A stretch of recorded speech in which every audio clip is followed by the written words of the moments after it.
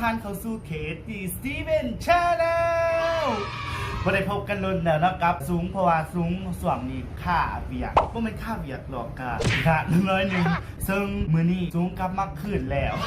ข้างหลังทีมันยุงมันยังน้อยหนึงโอเคเนาะก็ลืมไปกดไลค์กดแชร์แล้วก็กดผู้ใดที่มาเบิ่งใหม่เนาะก็กด Subscribe แล้วก็กดกระดิ่งเพื่อวิดีโอใหม่ๆของซูมลงจะแจ้งเตือนไปทุกคนและจะบริผ่านคลิปของซูมนั่นเองโอเคมือนี้ซูมก็จะมารีวิวนี่ยังเข้ามากันลืมมีเพจ Ghost Paper มันมีที่แบบผีบอกนะครับว่ากับโบหูจะสิบาคือกันมันมีผีบอกที่แบบป้ายถึงไหนเลยนะเป็นแบบมีที่เพชรที่สุดในโลกเป็นมีแห่งดำที่มันสิมีซอสของมันเนาะซึ่งมันมีชาเลนจ์ให้นำแต่ว่าซูมกับประเทศของซูมมันจะมารีวิวให้ทุกคนเบิ่งซื้อว่ามันจะจังไดซูมซื้อมากกองเดียวเพราะว่ามันแพงราคาหนึ่งขายอยู่ไทยขายกับประมาณกองละ100 บาทคือล่าห้องขาย25,000ซึ่งกองหนึ่งซัมมีมาม่าทั่วไปแต่ว่าใช้จะตุ๋ยกว่าน้อยนึงมันก็จะมีระดับของมันบอกนี่ก็จะแม่นระดับนี่ระดับสูงสุดของมันกับแมนนึงโอ้ย1,000ระดับ Ghost Paper 1บ่แม่น1,000 1 ล้านเป็นโลก300,000ต้องเห็นจ้าเป็นโลกโอเคเนาะแล้วก็จะไปไขโตนี่กันเลยนี่ไขออกมากองมันก็จะเป็นดำๆแนวนี้ตัวนี้ค่อยๆไขเพราะว่ามันจะเป็นแบบบ่เป็นสเตนเลสนะมันเป็นมันเป็นแบบฟอยล์โอ้เห็นบอกไขออกอยู่ในไขออกมามันก็มีซอมนี่ไฮโซบอลแล้วนี่อยู่ในนี่ประเภทตัวนี้จะเป็นประเภทที่เพชรที่สุดในโลกเข้าวัดตอนนี้ว้าวนี่มีของเขาก็จะเป็นสีดำแนวนี้ซึ่งเขามีถ้วยมานำพร้อมกับสีจะเอามากินน้ำนี้โอเคเนาะเข้าไปใส่น้ำกอดกันเข้าไปใส่น้ำกอดกันแต่การมาเบิ่งมามันสิเป็นจังไหนแหละเวลาเข้าใส่อันนี้คิดเร็ว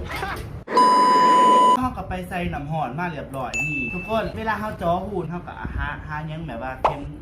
ค็มมาแทกให้มันเป็นหูอย่างสิเนาะเวลาเข้าจีกเนี้ยกับจีกประมาณครึ่งนึงประมาณสิแล้วก็ถอดน้ำห่อนลงใส่อัดเวลามันเด่นมันนุ่มแล้วเปลือกกับจับเปลือกนี่มันเป็นหูแบบนี้เข้ากับถอดหนาออกมาจะสิโอเคนี่เส้นหูนี่คือเส้น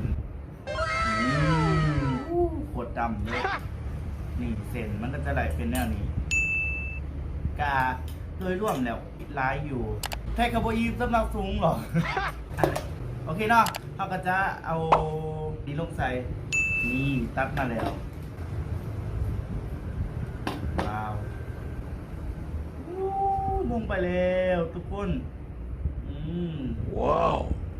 ลองดมกินมีอ่ะเส้นมีก็คือเส้นธรรมดาเนาะมีคือแบบมีมาประมาณนี่กับแมนมีที่เข้าใส่ซอสมันหอมแบบข้าดำหน่อยอยู่ในซองมันก็มีแต่ไห่มีกับอันนี้เนาะโอเคตอนเท่ากับไปคนเขากันเลยโอ้โหสวยแดงแล้วว้าวแบบมันคือแบบกินกับธรรมดากับว่าไหนแบบคือแบบประเภทแบบจีดังเอานะโอ้น้ำลายแตกมันหอมไข่ใบตะมิ้วแก้วถั่วดำกินคือกันเลยใบตะมิ้วรสง่าดำนอกโตแก้วทุกคนเราจะมาลองกันเลยก่อนลุงจะกินอย่าลืมกดไลค์ก็แชร์คลิปดีแล้วสู้กันเด้อเพื่อเป็นกำลังใจบานจะหลอดบ่หาซุ้มวามบ่เห็นสูงลงคลิปอีกกะแต่เบอร์ซุกอยู่ห้องหมอบ่โอเค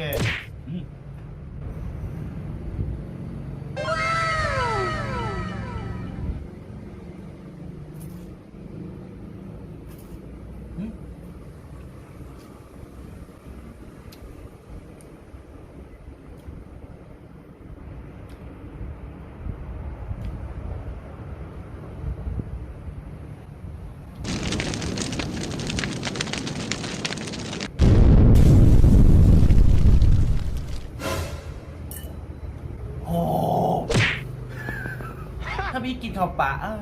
แซ่บถ้าพี่กินข้าวปลามันบ่เผ็ดถ้าพี่กินข้าวปลาบ่ได้เผ็ดแต่ว่าแบบค่อยๆยำแบบมันขึ้นแบบ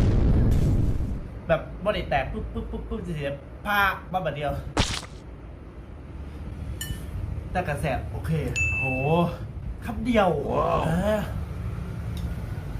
กินอีกน้ำกินอีกน้ำหมูตกเค็ม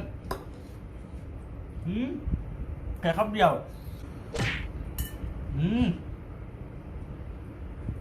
เผ็ดครับ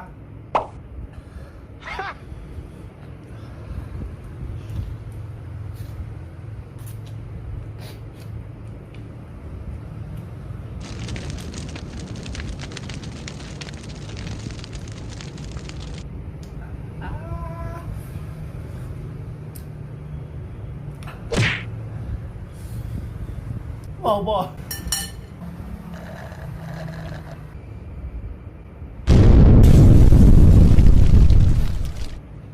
ได้ได้กินหนำเข้าไปโบเพสแต่ว่าข้าวหนึ่งสองคำว่าจะโอ้ยชาเลนจ์คกสูงตับกินให้เบิร์ดเพื่อทานตัวส้ม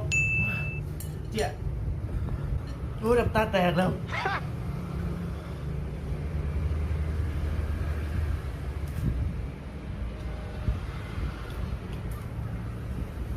ไม่อยู่แค่กองเดียวโหแค่3 คำหนึ่ง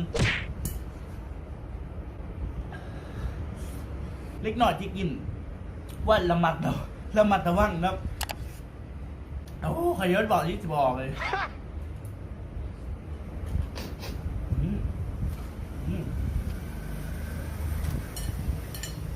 แบบหาข้อคำที่ 3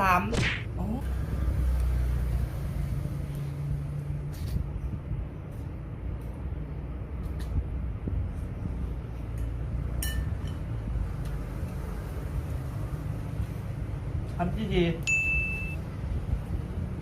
รู้สึกแบบแสบข้อตอนนี้โอ้น้ำตาทุกคนน้ำตาแบบไหลมาเลย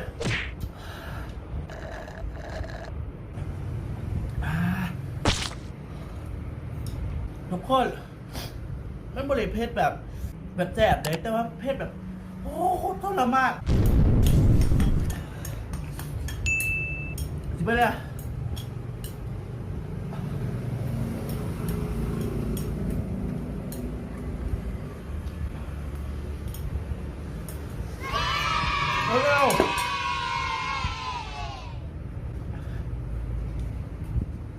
โอ้โหแบบจ่าแดกเลยตามมาเลย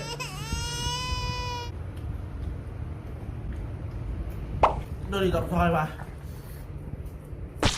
บ่ไปโอ้ขย้อนเชื่อแล้วว่าบักผิดผีไม่ใช่ตายแล้ว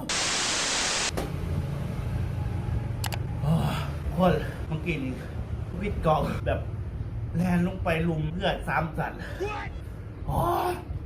แล้วไปนั่งกินหัก2 จอกเยี่ยมบอกเศร้าเลยทบเบิร์นเลย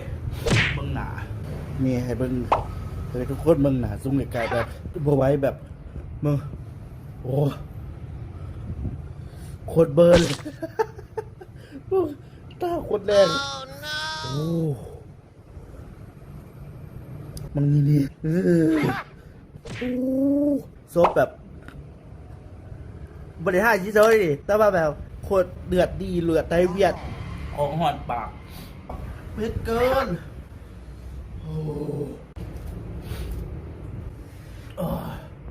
จอกที่ 4แล้วประจังนี่แบบตอนนี้โอเคขึ้นได้แหละแต่ว่ายังแบบโอ้เบิ่งโคตรแดงด้วยเอาน้ำอีททีซูมกินเข้าไปปุ๊บมันหมอหูซึกยังเลยคล้ายๆก็แบบกินเข้าไปธรรมดาแต่ข้าวนึงมากวาบบาทเดียวโผแบบซุกยำปุ๊บข้าวนึงหูซึกแบบโปรเจกต์เสียจะได้กลืนโลกอีกต่อไปคำที่ 2กลืนโลกมันแบบแสบยุบอลโคตรแสบเลยและกินคำที่ 2ต่อไปแล้วพอกินน้ำเพราะว่าแบบเวลาทุ่งเพชรแบบจะทนมาไว้เลยจะกินน้ำอย่าถากกันกินเนอะถาผู้ได้กินเพชรบ่ได้ก็อย่าถากกันกินเพราะว่าเทิงเข่าห้องหมอหน่อยโอเคน่าสู้ก็ขอจบคลิปเพียงไปเท่านี้เซิงมือนี้มาทรมานให้ทุกคนเบิ่งและทุกคนอยากให้ซูมเห็ดคลิปยังออกมากก็สามารถคอมเมนต์อยู่ตรงไหนและอย่าลืมกดไลค์กดแชร์และก็กด Subscribe และกดกระดิ่งเพื่อการกดทั้งหมดเพื่อจะบ่พลาดการแจ้งเตือนจากซูม